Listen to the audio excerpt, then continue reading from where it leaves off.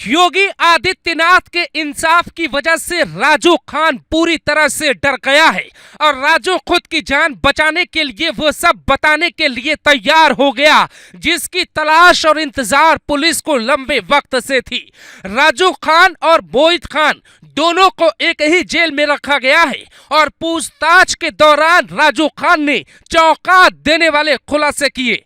Bakery वाले राजू ने खोली मोहित की पूरी पोल, बताया मोहित खान ने क्या क्या किया। अयोध्या के बाद क्या है सीतापुर का कनेक्शन, सुनकर कहेंगे वहां भी भेजो बुलडोजर। मोहित खान को एसएचओ ने क्यों किया था फोन, परिवार वालों ने बता दी पूरी कहानी। अयोध्या के जिस बेकरी में बड़ी घटना हुई उसके नौकर राजू खान की पूरी कहानी भी मीडिया में बाहर आ चुकी है। ये राजू खान एक सोची समझी साजिश का हिस्सा था। राजू थाने के भीतर चीख चीख कर वो बता रहा था जो मोहित खान के भी होश उड़ाने वाला था।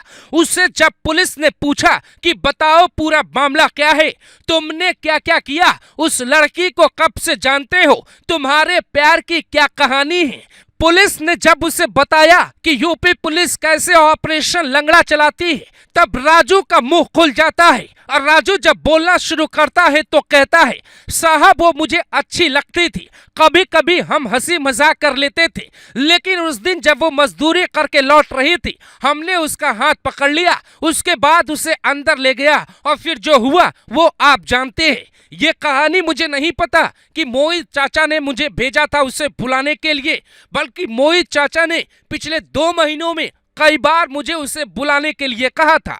हालांकि पुलिस ने जब पूछा कि क्या मोहित खान ने लड़की के साथ गलत किया तो राजू जोर जोर से कहता है कि साहब उसी ने गलत किया और हमें इस केस में शामिल करता है, जिसका सीधा मतलब है मोहित और राजू खान मिलकर पूरी घटना को अंजाम देने के बारे में पिछले 6 महीने से सोच रहे थे। राजू सीतापुर का रहने वाला है। नौकरी की तलाश में वो मोहित खान तक पहुंचा।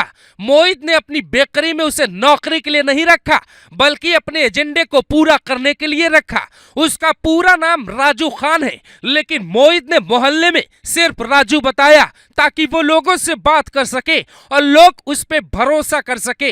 राजू को देखकर भी कई लोग कंफ्यूज हो जाते हैं कि उसका पूरा नाम और उसका धर्म कौन सा है, और राजू ही मोहित खान के नेटवर्क को भदरसा में फैलाने की कोशिश करता है और मोहित के लिए वो सब अरेंज करने में जुट जाता है जो नहीं करना चाहिए। राजू खान और उस नाबालिग लड़की के बीच में अफेयर की पूरी कहानी झूठी है। ऐसा हर केस में होता है, लड़की को फंसाने के लिए इस तरीके की कहानी गढ़ी जाती है। सच्चाई ये है कि मोहित ने उस लड़की को बुलाया और बुलाने की प्लानिंग कई महीने पहले रची गई। दावा ये भी किया जा रहा है कि मोहित बहुत कट्टर व्यक्ति है और वो बदले की भावना में पल रहा है।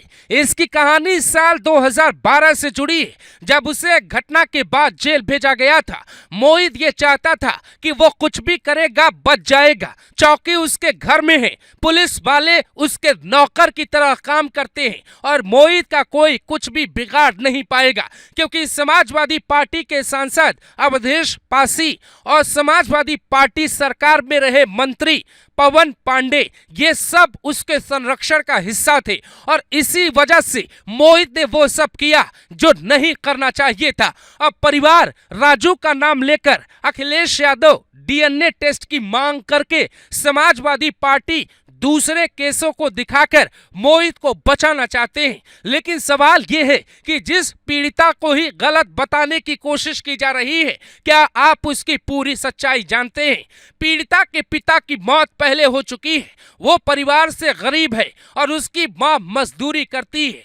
गरीब तबके का समझ के मोहित ने उसे निशाना बनाया और जब भी वो उसकी बेकरी के आसपास से आती जाती तो मोहित खान उसे गलत निगाहों से देखता।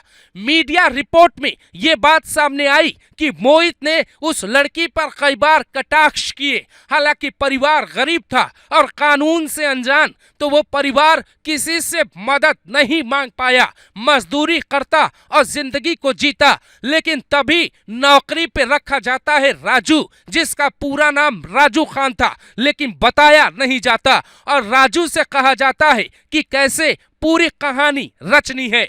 ये पूरा घटनाक्रम सोची समझी साजिश का हिस्सा लगता है। ऐसा लगता है जैसे महीनों पहले प्लान बना और उसके बाद राजू के कंधे पर बंदूक रखकर मोहित ने चलाई। लेकिन वक्त सबका हिसाब करता है।